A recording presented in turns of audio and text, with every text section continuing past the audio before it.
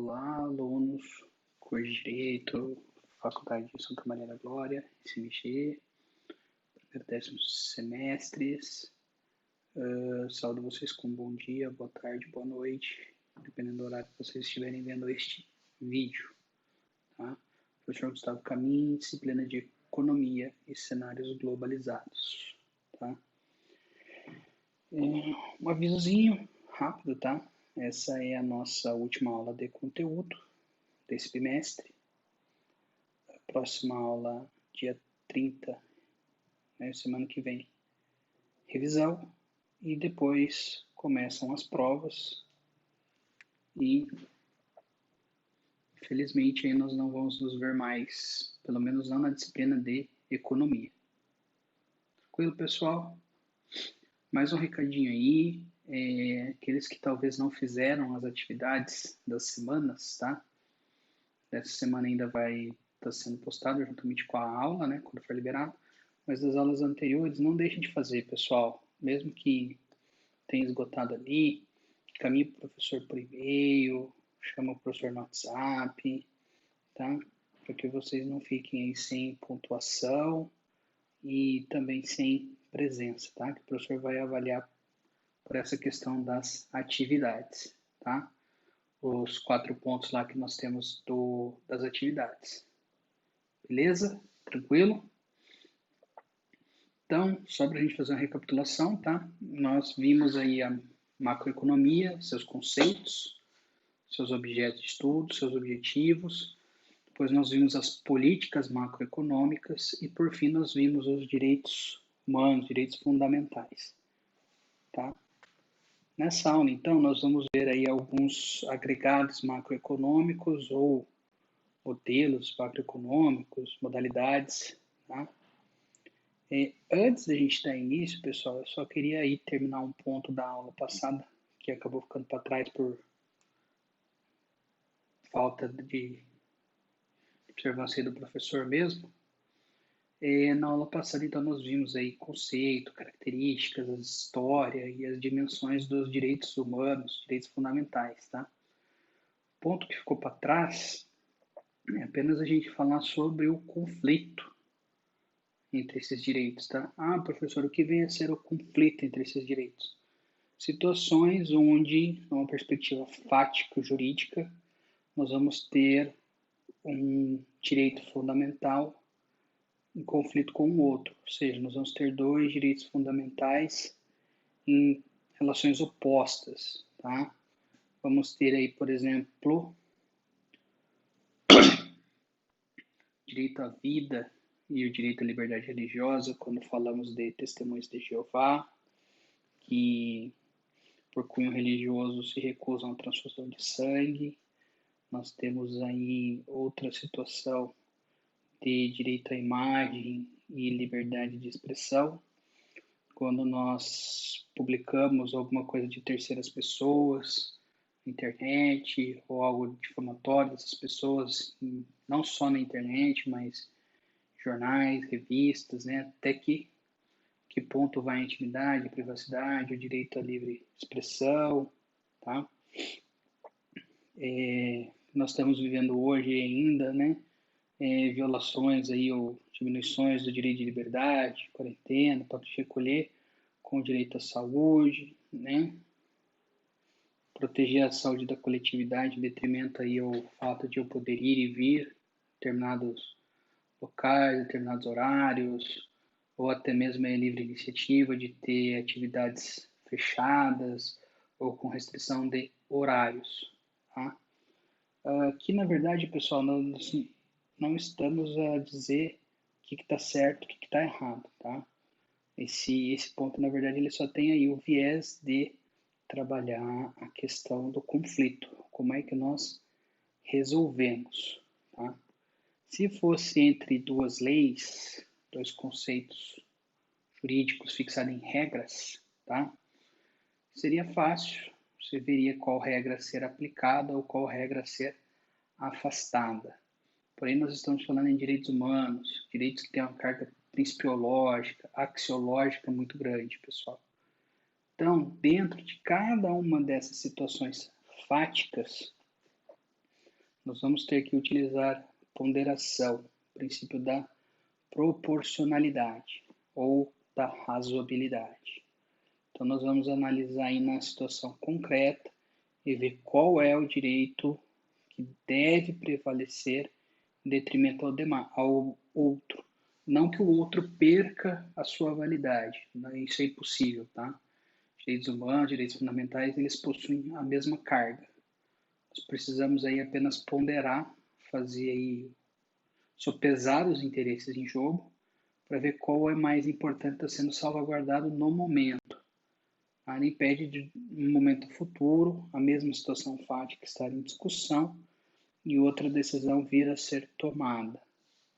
Novamente, fazendo a ponderação, o princípio da proporcionalidade ou do princípio da razoabilidade, vendo aquilo que é proporcional, aquilo que é razoável, devido ao caso concreto. Então, no caso, por exemplo, aí do direito à imagem, né? O que nós podemos fazer? Meu direito à imagem, minha privacidade, minha intimidade, ela deve prevalecer ou não em relação ao direito de expressão. Depende aí se eu sou uma figura pública, se eu estou exercendo um cargo público, político, ou se sou uma pessoa privada, né? Uma pessoa perseguida. Então tem que sopesar esses pontos. Da mesma forma ali do exemplo do testemunho de Jeová, entre a vida e a liberdade religiosa, né? Para ele receber a transfusão de sangue, viola a sua dignidade porque viola a sua liberdade religiosa, que ele se recusa a receber.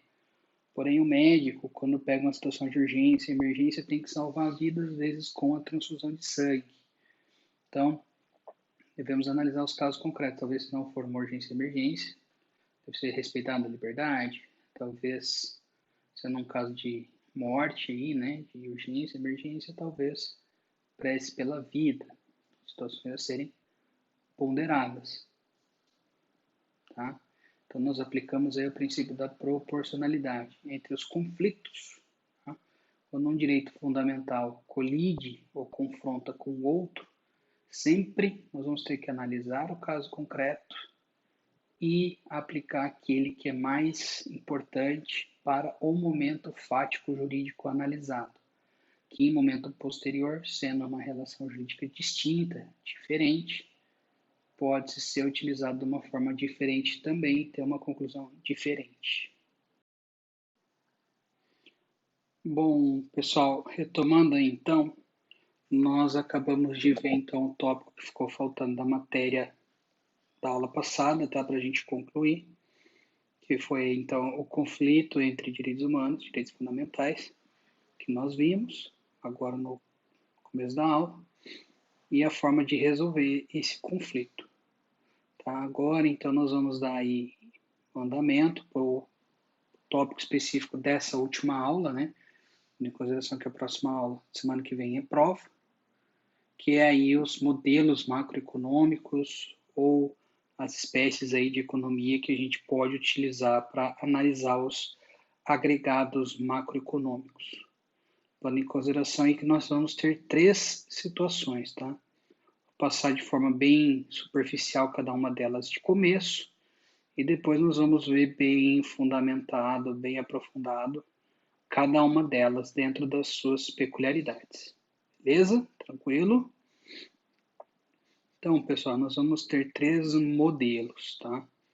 Economia de 2 fatores ou 2 setores, economia de 3 fatores ou 3 setores e economia de 4 fatores ou 4 setores. Levando em consideração em que a de 2 fatores ou setores pode ser também chamada de economia fechada sem governo, a de 3 fatores ou 3 setores, economia fechada com governo, e a de 4 fatores, economia aberta com o governo.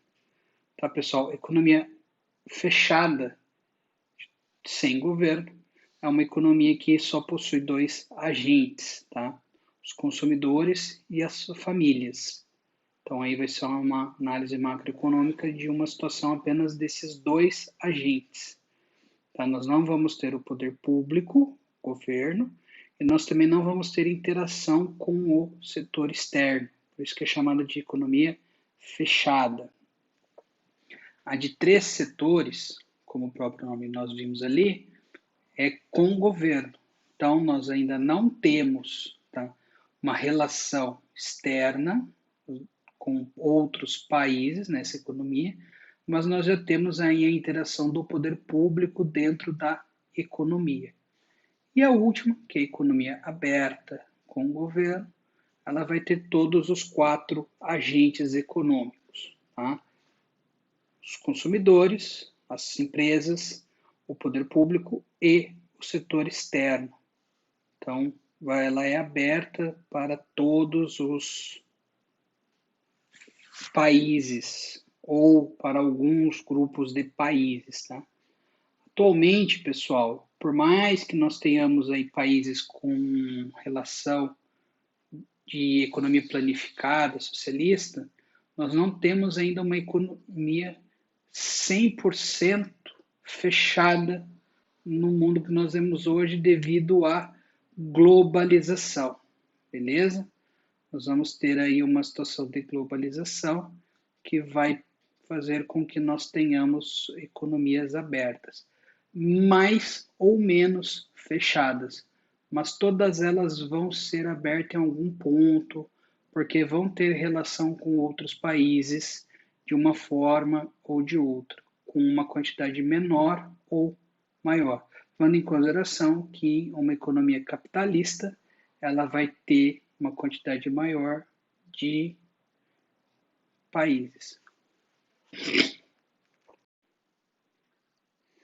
Aí então, pessoal, adentrando aí a análise de uma economia de 2 fatores ou setores ou economia fechada.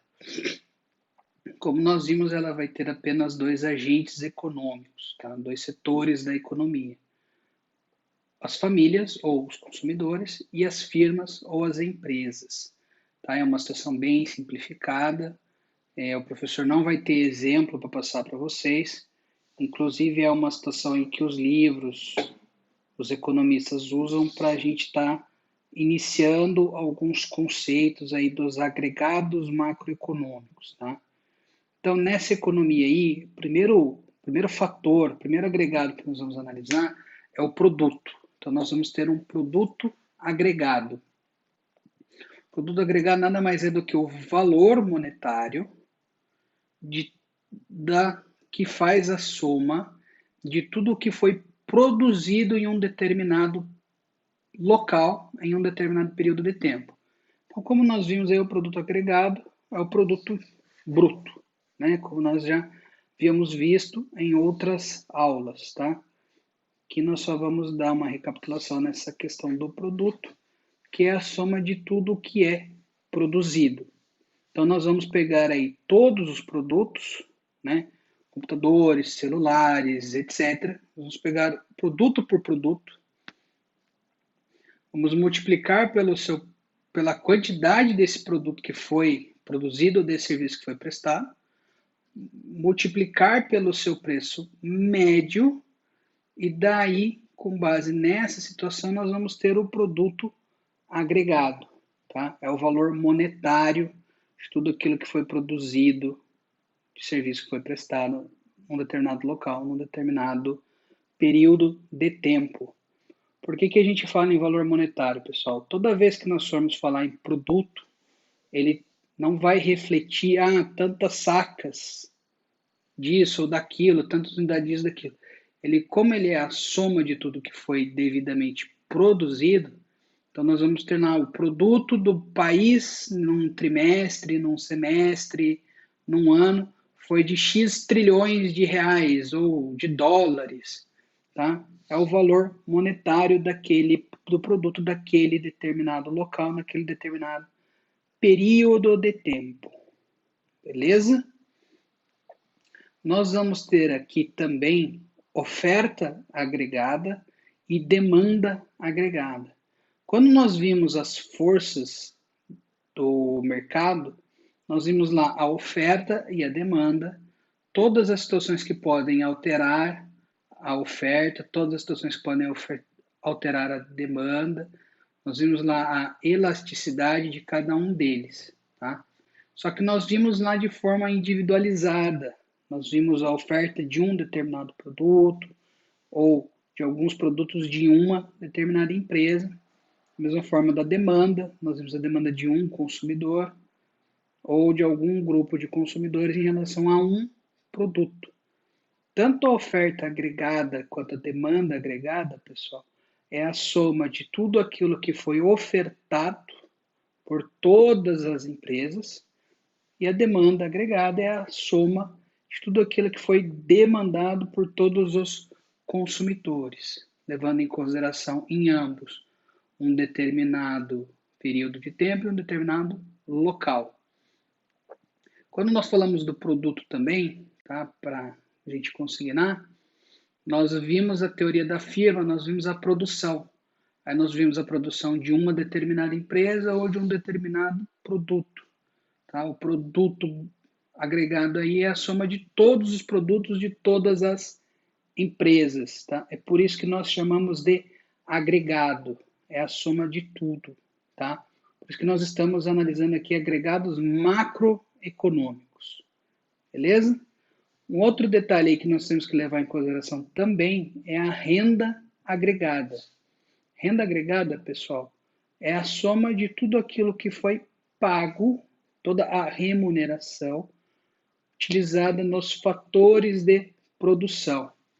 Então, como nós vimos lá na teoria da firma, como nós vimos até momentos anteriores, os primórdios, nós temos 3 fatores de produção: mão de obra, ou os fatores naturais, e o capital.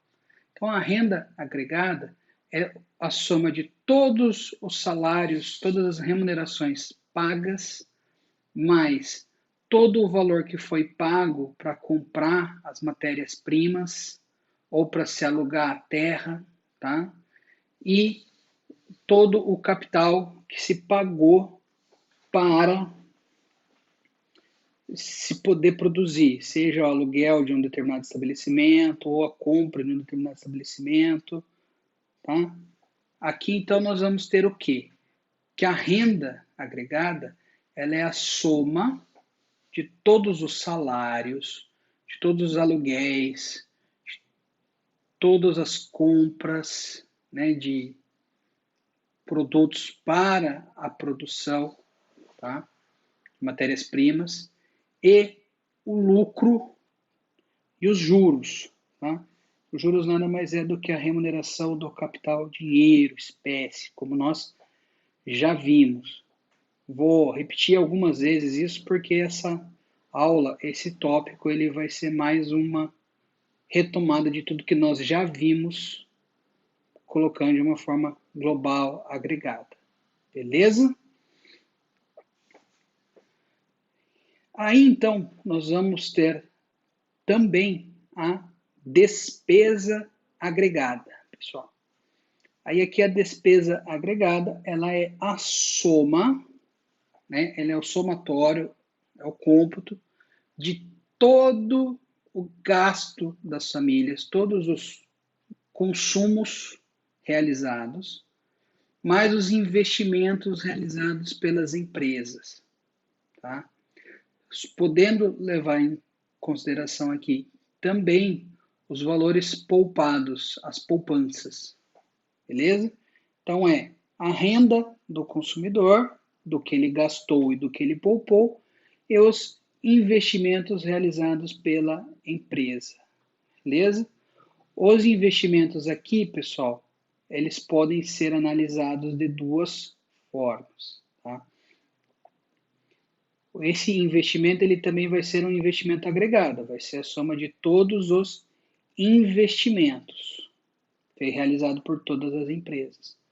E o investimento nada mais é do que o que a empresa gastou aí comprando materiais para a produção, comprando máquinas, alugando máquinas, tá? É um investimento que ela fez para ter o seu capital, para poder produzir. Tranquilo? Então, o investimento, nós vamos ter um investimento bruto e um investimento líquido. Ah, professor, mas o que faz essa diferença?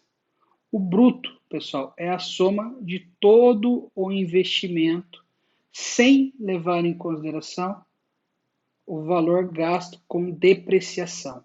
E o líquido é o descontado a depreciação.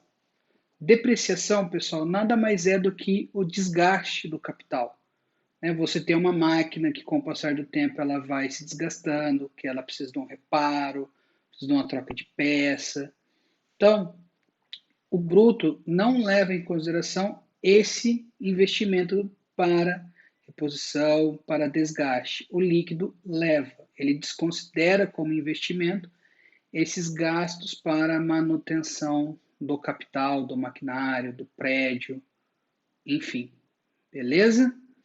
E por fim aí, nós vamos ter o poupança agregada, que é a soma de tudo aquilo que foi poupado quando nós falamos ali de renda, tá? Quando nós falamos de despesas.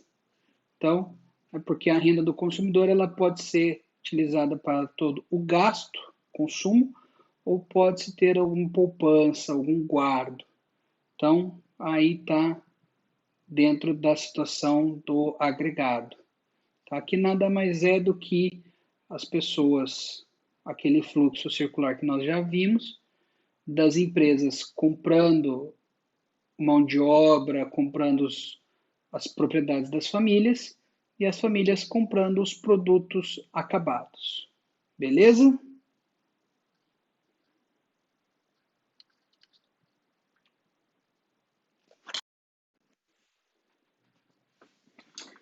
Aí, pessoal, nós vamos ter então uma economia de 3 setores ou uma economia fechada com o governo.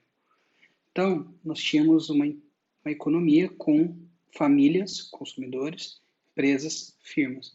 Agora, além destes dois fatores, desses dois setores econômicos, agentes econômicos, nós vamos ter o poder público, o governo, tá? Aqui, então, nós vamos ter alguns conceitos novos, tá? Vamos ter aí a receita e a despesa do poder público. Como nós já vimos em aulas anteriores, a receita do poder público ela vai ser oriunda de tributos. O que são tributos? São impostos, são taxas, contribuições de melhoria, contribuições sociais, previdência social, por exemplo, tá? Multas, uma multa de trânsito, uma multa aplicada pelo PROCON numa empresa. Então, a multa por falta de roçada, tá? São valores aí que entram pela fiscalização do poder público, são chamadas de receitas, tá?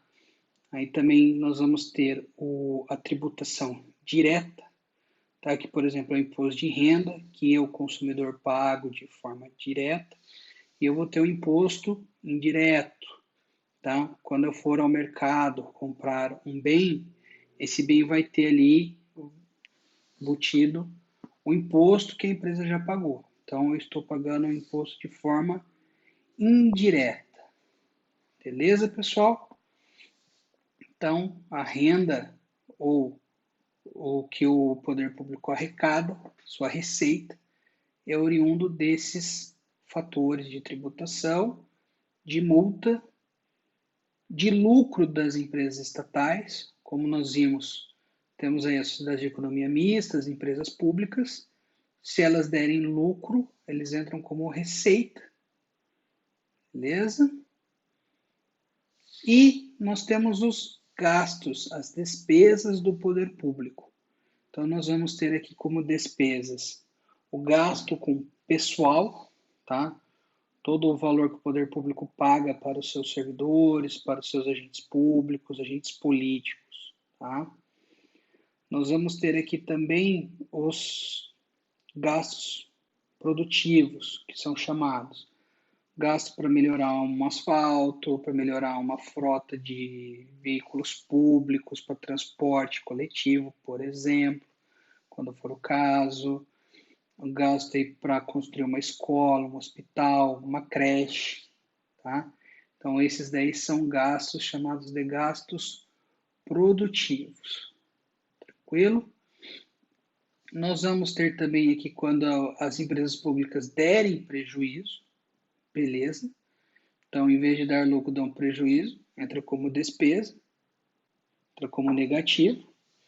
E nós vamos ter também, por exemplo, aqui, tá? Os valores pagos por benefícios previdenciários, por exemplo, tá?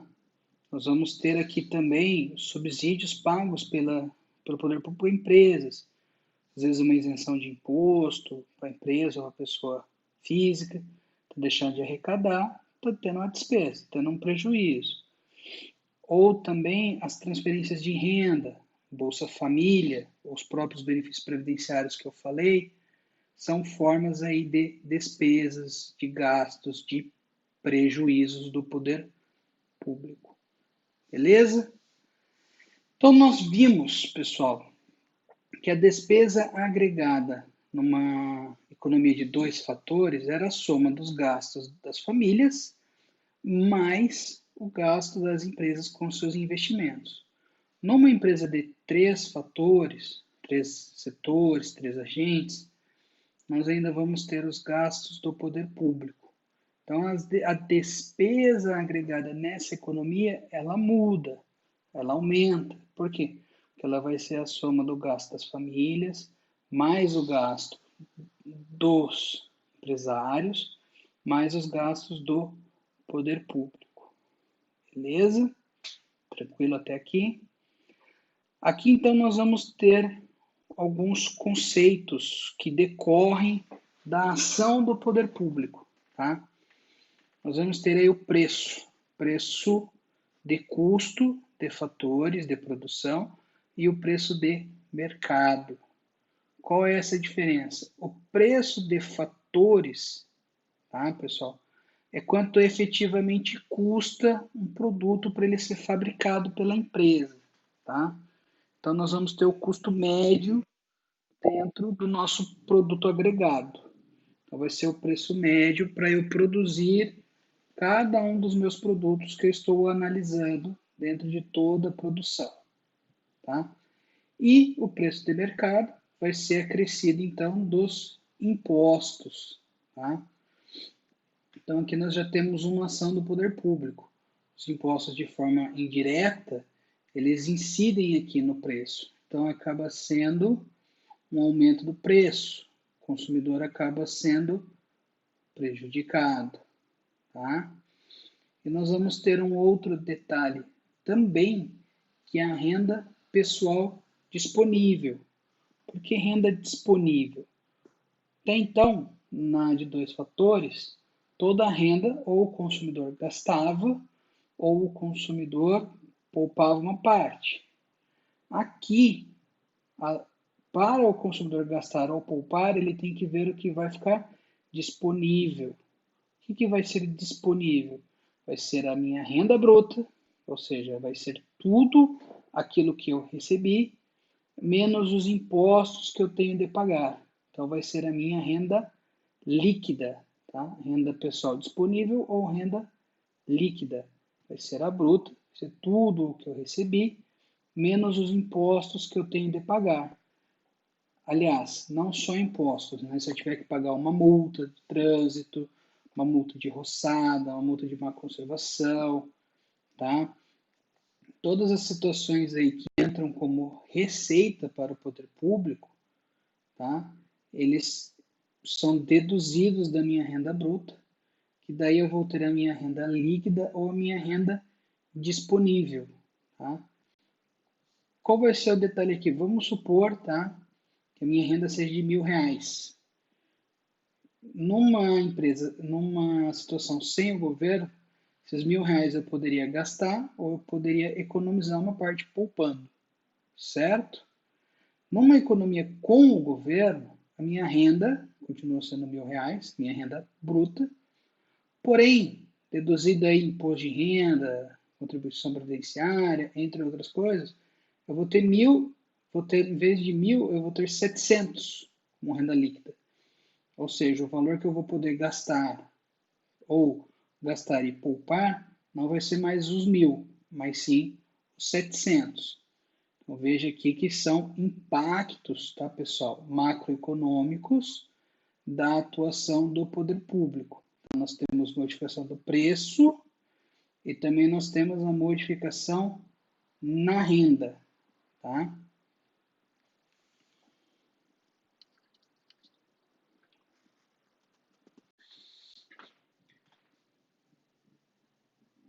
Temos, por fim, pessoal, a economia aberta de 4 fatores ou setores.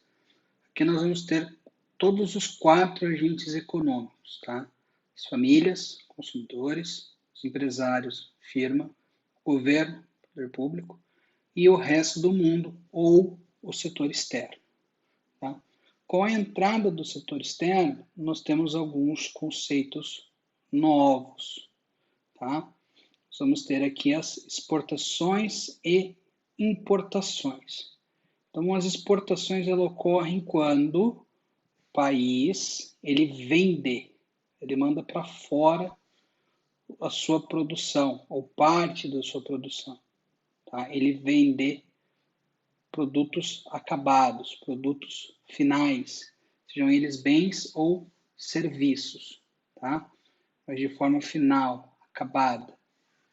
Contra a prestação dessa exportação, os países estrangeiros, eles encaminham renda, tá? Eles pagam pelos bens exportados ou pelos serviços exportados, sendo que aqui são os finais, já acabados, prontos, tá? E as importações, elas ocorrem de forma inversa, tá? É a entrada no país de produtos finais, de bens ou serviços finais acabados, de outros países. E daí, contrapartida, sai renda do país para pagar esses produtos, esses bens ou serviços importados. Tá? Então, aqui nós estamos falando de saída de mercadorias, exportação, entrada de mercadorias, importação. Lembrando sempre que nós estamos falando de mercadorias acabadas, prontas para o consumo. Tá? Nós vamos ter um outro conceito aqui, que vai ser renda enviada e renda recebida, ambas do exterior, tá? Rendas enviadas, pessoal, é quando o país ele compra fatores de produção de outros países ou ele manda o lucro das empresas para outros países. Quando o Brasil, por exemplo, ele compra lá uma plataforma de petróleo para poder fazer exploração, ele está comprando uma tecnologia. Então, ele está enviando renda para fora. Tá? A partir do momento em que nós temos empresas multinacionais no país, o lucro dessas empresas não ficam no Brasil, elas são enviadas para a matriz. Então, nós enviamos, tá?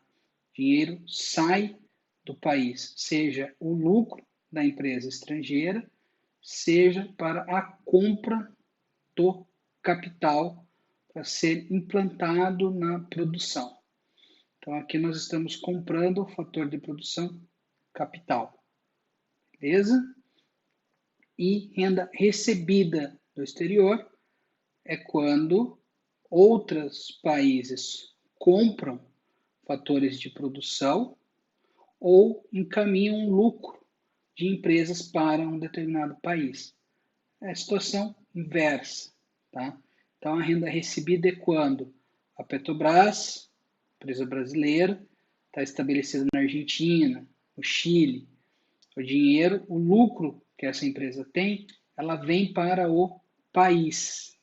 Tá? Da mesma forma, quando esses países compram fatores de produção do Brasil, o Brasil está recebendo renda. Professor, qual a vantagem da gente ver essa situação? Tá? Nós vamos ter 2 pontos aí, tá? Nós vamos ver se a nossa primeira situação, tá? se a nossa balança comercial, exportações e importações, ela está favorável ou não. E na questão da renda enviada e renda recebida, nós vamos verificar a nossa renda líquida do exterior, tá? Por quê? Porque um dos princípios, um dos objetivos, uma das nossas políticas macroeconômicas é ter um comércio exterior equilibrado, ter uma balança de pagamentos equilibrada, que envolve todas essas situações. Beleza? Aí aqui da renda do exterior, pessoal, nós podemos falar em renda líquida, tá? Que você vai fazer aí, então, a análise da renda recebida, deduzida a renda enviada, beleza? Se a minha renda recebida for maior que a minha renda enviada, eu vou ter uma renda líquida positiva. Ou seja, eu recebo mais dinheiro dos outros países do que eu envio. Então, eu vou ter um sinal positivo.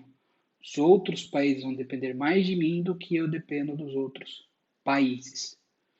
Contrapartida, se a minha renda enviada for maior do que a minha renda recebida, meu saldo vai ser negativo. Eu envio mais do que recebo. Eu dependo mais dos outros do que os outros dependem de mim. No caso específico do Brasil, tá, pessoal? A nossa renda líquida ela é negativa. Tranquilo? Aí, nós ainda temos que analisar o quê? Tá? A nossa despesa agregada. Sim, ela vai mudar novamente. Por quê? Porque agora nós temos um quarto agente. Então, as despesas, tá, pessoal? Elas vão ser os gastos das famílias, o consumo, os gastos das empresas, os investimentos, o gasto do governo e o valor das exportações deduzido os valores das importações. Por quê? Porque as importações, na verdade, estão sendo despesas para outros países. Beleza? Tranquilo? E por final, tá? Nós já vimos isso, só recapitulando. Aqui, então, nós vamos ter o PIB e o PNB. Tá? O PIB é tudo aquilo que é produzido dentro do país, seja de empresas nacionais ou estrangeiras, e o PNB, tudo que é produzido de forma nacional, tá? Seja dentro do país ou de renda enviada. Beleza? Tranquilo? Pessoal, por hoje é isso que eu queria estar passando para vocês, tá? E estou à disposição para qualquer dúvida.